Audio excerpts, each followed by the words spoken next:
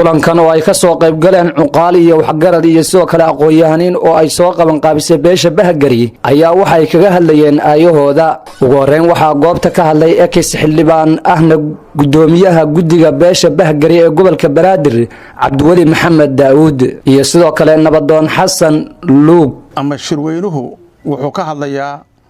qodobada soo socda. kow ujeedada ugu weyn ugu muhiimsan waxa weeye kadib markaanu warbixin guud kala qaadanay marxaladda siyaasadeed ee dalku marayo maadaama aan qaybaha bulshada ka mid nahay waxaan marka u horeysa taageero weyn u muujinaynaa barnaamijka ballaaran ee ka socda jamhuuriyadda Soomaaliya sida magacaabida ra'iisul wasaaraha ansixinta ra'iisul wasaaraha iyo shirarkii ay yeesheen dawlad goboleedyada iyo dawladda federaalka ah gaar ahaan waxaan bogaadin u diraynaa madaxweynaha Jubbaland dhabar adeegii iyo wadaniinimadii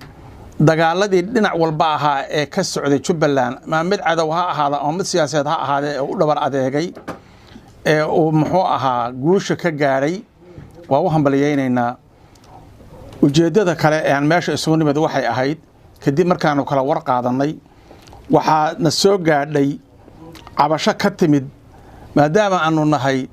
dad asalkoodu Jubbaland yahay oo geyiga waa ma la yiraahdo iyo dawladda Jubbaland ka tirsan aanu nahay cabasha naga soo gaadhay deegaankii Jubbaland gaar ahaan degmada Afmadow oo uu ka socdo maamul dhisid degmada dawladaha hoose laga dhisahayo taasoo uu madaxweyne Axmed Islaam uu u diray guddi uu hogaaminayo wasiirka arrimaha gudaha iyo dawladaha hoose ee dawladda Jubbaland. kadib guddigaas markii meesha uu tagay dadka beesha degani marka runta laga hadlo haddaan ninkan run sheegay baaba oo ka san baa la yiri degmada Afmadow waa degmo qadiima 300 sano ka badan bay jirtaa waligeedna waxa deganaa laba beelood Maxamed Suweer iyo Bahgari la kala yiraahdo gudoomiye kale ku xigeen bay waligood kala lahaan jireen ilaa 60kii doorashadii dhacday ee jamhuuriyadda Soomaaliya u horeysayna xildhibaan bay ku lahayd dhulkaas waa laba xildhibaan bay ku leeyihiin midna Afmadow ka soo gali jiray midna wuxuu ka soo gali jiray muxuu degmada Jilib oo waligeed cidda u xidhnayd.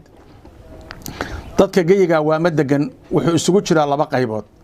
dad ab ogaa ah iyo dad abaaro keentay. beeshani waa beel mug weyn miisaan ku leh dhulkaas muxuu ahaa waa ma la yiraahdo ma aha abaaro keentay ma aha dad hadda la abaabulahayo oo wax raasanahayo muxuu ahaa saa wax ku raasanaya ma aha waa dad waligood carrada muxuu dadkii laga soo gaaray ah. sidaa darteed kadib markii maamulkaas oo madaxweynuhu meesha u diray dhismihii maamulka iyo ajandihii loo baxay iyo ujeedadii iyo qaybsiga xuquuqda waa ka leexadeen guddigiina waxaa afduubay oday dhaqameed beelaha kamid ah halka jooga oo degan ayaa gacanta ku dhigay waxayna meesha ka soo baxday inuu yiri beeshaas Bahgari waxba kuma laha xuquuqa maamulka la dhisayo taasoo qoladii maamulka ka socotay ee dawliga ahayd arrimaha gudaha wasiirka ahaa iyo qoladii la socotayba aysan wax awooda ku yeelanin oo ay xuquuqdaasi cadaalad iyo sinaana ku qaybiyeen. waxaa tusaale ugu filan maamulkii hadda wali sii wada in la bedelin la rabase in la bedelo Bahgari waxay ku lahayd gudoomiye ku xigeenka degmada Afmadow waligeedna way lahayd. anaga in la hadlahaya 10 sano waxaan ka ahaa xogayaha dawladaha hoose ayaa degmada Afmadow ka ahaa intii ka horeysay oo aan xildhibaan qaran ku biirin.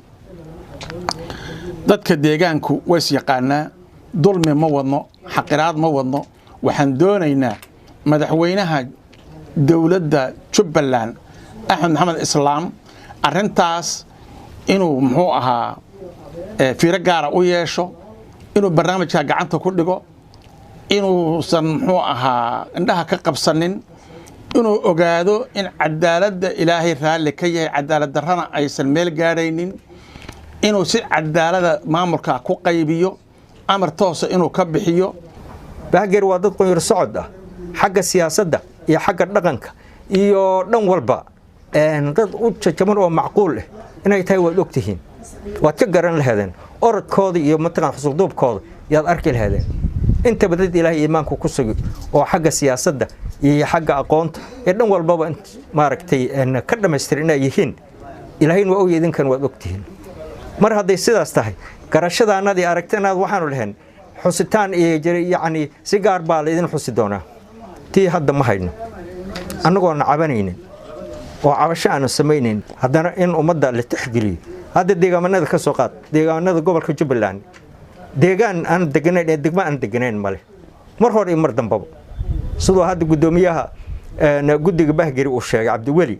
weliba taariikhdeed waa sidoo idin sheegay iyo inta ka sii horreysay dhanba markaati baadna ka tihiin waa dadka hadalku ku socda yaan u sheegaynaa arrinta ayada saaday tahay ilma adeeryaalow anagoon hadda xumaan tabanaynin oo xumaan aan sheegaynin laakiin waxa jiro oo danta qaasi caanba waa loo baahan yahay in la istaafsiyo jaale madaxweyne adigana aad u xil saartay waxaan rabaa arrintaas waa dadaashay guddi baad u samaysay kadib waxan baa la sheegay wax la farateeyay hadda anaga hadda goobjoog ma waa siday wax noo soo gaareen way arrintaasna in la quudireeyo oo markii ilaahay hawshan uu ku dhameeyo oo ku guuleysay waana dadaashay qeyr Allah ku siiyay gudoomiyaha uu sheegay amaan anigu ognahay ina arrintaas balse gaar aad u eegtid baan ka codsanaynaa insha Allah ta'ala binillahi kariim adigana Allah kugu guuleeyay waa dadaashay taariikh baad soo martay halgan dheer baad soo martay intaas af iyo adin ili orba anagana dhinaca ayaga baan ka taagnaa meel kasta haddaan nahay reer Muqdisho daraawiista Bahgari joogto haddaan nahay taageeradaadii garabkaada baan weligeyn ahayn qaasi caanba jir baan kuleenahay oo joog guuleyso insha Allah waan guuleysani sidaad waxaad ugu dhabar adigaysid ugu dadaalis hawsha meesha ka sii wad insha Allah ta'ala maamuludana dadaali qof walba xuquuqdu u leeyahay iyo deegaan walba iyo dad walba dadku waa kala horeeya dadna waa dad hadda gadaal ka yimid dadna waa dad hirdhitaan ilaa intaas ilaa bilaagu ilaa dhamaad waa la socotaa taariikhdeeda lagaga sheekaynahay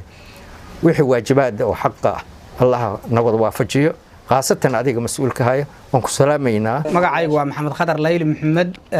waxaan ku hadlahayaa magaca beesha Bahgari gaar ahaan ka dhalinyarada gobolka Banaadir